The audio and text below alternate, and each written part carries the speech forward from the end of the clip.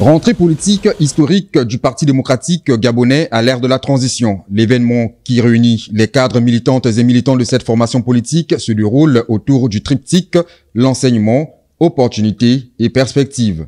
Il faut en effet relancer le parti, mieux, accélérer la vitesse pour atteindre les objectifs que nous nous fixons. C'est ici l'occasion pour le PDG de mettre en place de nouveaux mécanismes pour une dynamique sur le terrain pour un avenir radieux du parti, créé le 12 mars 1968 au bord de la Boinguidi dans la province de l'Oguelelo. Au-delà de tout, le PDG est toujours debout. Oui, debout. Il est à présent placé entre les mains de chacun d'entre nous. Nous tous, ici réunis, avons le devoir de le préserver du péril et du danger. Dans ce sens, il ne pourra perdre ni son âme, ni son souffle de vie. Cette rentrée politique marque par ailleurs le lancement des activités du Parti démocratique gabonais. Occasion privilégiée pour faire un bilan sans complaisance de ce qui a été réalisé, et nous l'avons constaté tout à l'heure, mais surtout, de projeter l'avenir quand il y a un avenir. Outre les discours officiels, la rentrée politique du Parti démocratique gabonais a été aussi marquée par le passage des groupes d'animation de l'Union des femmes du Parti démocratique gabonais.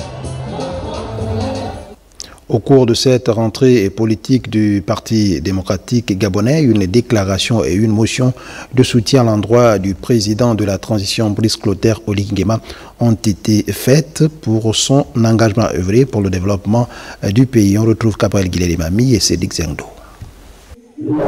La rentrée politique du Parti démocratique gabonais est l'occasion pour les cadres militantes et militants de cette formation politique de démontrer leur engagement à soutenir le président de la transition tout en considérant la prise de pouvoir par le comité de transition pour la restauration des institutions, sans effusion de sang, la bonne gestion du pays et le respect du chronogramme de la transition.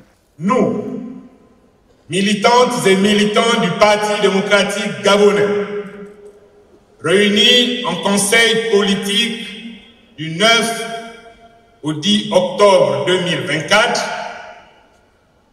félicitons le comité pour la transition et la restauration des institutions, encourageant le président de la transition, président de la République, chef de l'État et son gouvernement à poursuivre l'exécution de l'ensemble des chantiers lancés à travers les 9 provinces du Gabon et les mener à leur terme.